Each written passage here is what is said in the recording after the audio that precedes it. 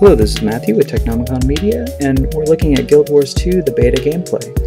I wanted to start out with some character creation. Players can pick from 5 total races, but there was only 3 available for the purposes of the beta test. And then, of course, there's 8 classes based on the Guild Wars 1 class structure that players can pick from. For the purposes of the gameplay video, I went ahead and went with the Necromancer class because I have played that before.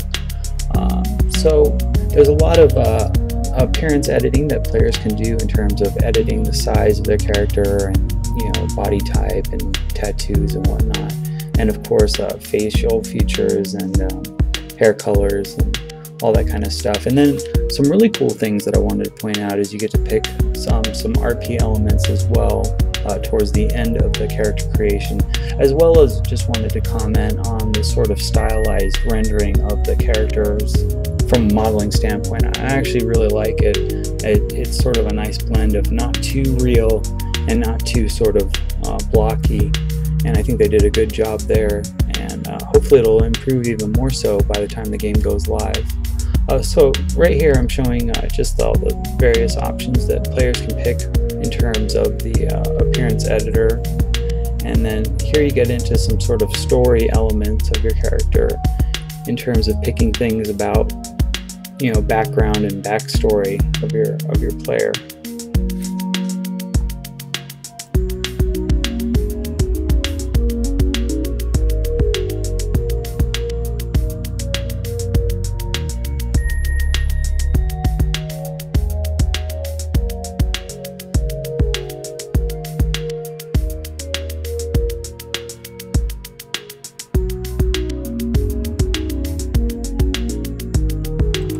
So here's the first look of the actual outdoor environment, and I think it's pretty well rendered, and I think it's a very good look. It's definitely slightly better than say World of Warcraft, or at least on par from what I remember. I stopped playing sort of early Cataclysm.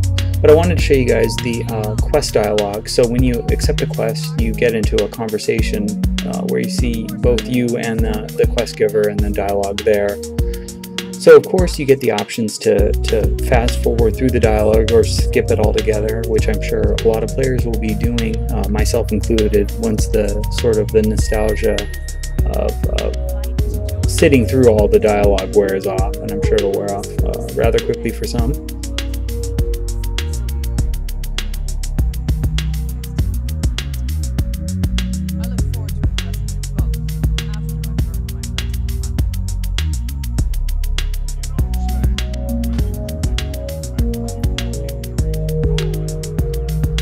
So I wanted to show you guys some of the event combat in Guild Wars 2, just because I thought it was really cool. There's a lot of group play, surprisingly, in this beta, because you don't need to group for it. And what I mean is that the way events work in Guild Wars 2 so far is basically anybody that's within range of the event that's taking place can partake in it, and everybody gets credit for it, and everybody can participate. And as far as I can tell, everybody can loot items from enemies that they've taken part in killing. Or I'm not sure if it's based upon how much you contribute or if you just need to be in range, but I thought it was really cool that players are able to participate in everything going on.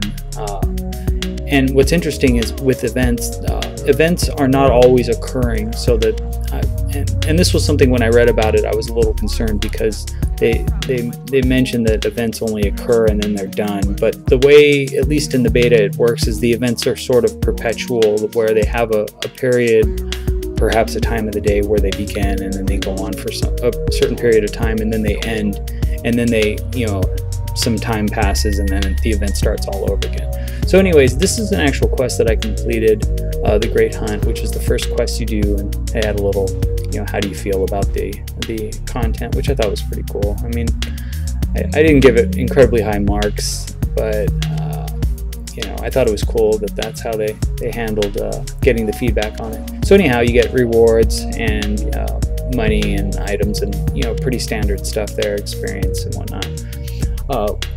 wanted to talk more about events because I just thought it was really cool to get players working together that are just out there grinding. So here's some event going on with this brood mother, and this guy's attacking, and I just jump right in and start helping him out, and we just take this little mini event down. And as if you look in the lower right hand corner, there's the mini map, and that orange line with the X is an event that's occurring. So when you look at your main map and you see an orange circle, that's an event that's occurring in real time, and then you can partake in that just by moving to that section of the map and taking care of business.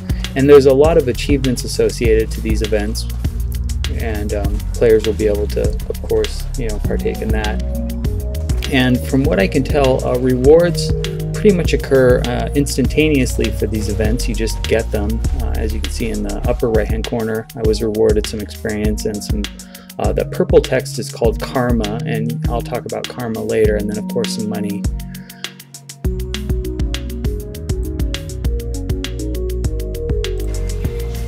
So I'm not sure if this is an example of all the gameplay for the entirety of the game, but at least for the starting zone, everything that I was partaking in content-wise was pretty much like 90% event-based content. So it was pretty much stuff that players can all participate in.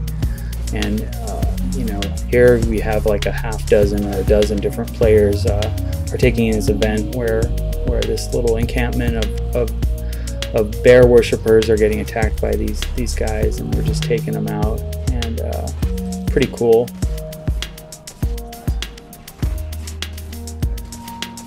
The benefit I really see to this event style quest structure is that it really gets players working together.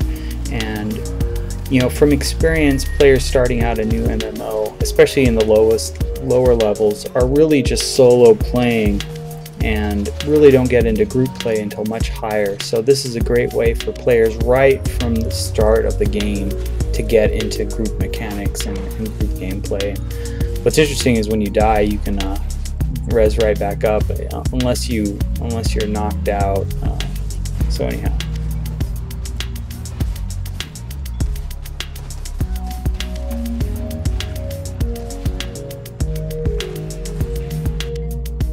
So finally, I wanted to talk a little bit about the reward system associated with these events, because the events reward what is called karma, and that's in the purple text that you can see in the upper right.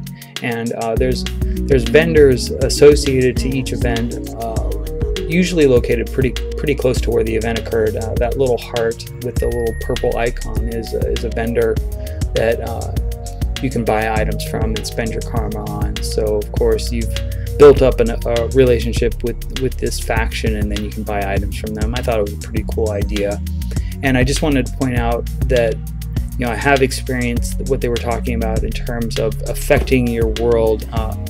Dialogue with these quest givers and various NPCs changes based upon your faction with them. So certain enemies that were once enemies become allies, or people greet you differently based upon what type of content you've cleared.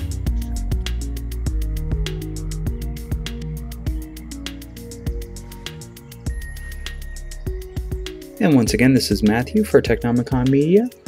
For the full article on Guild Wars 2 Beta, visit our website at www.technomicon.com. And thanks for watching.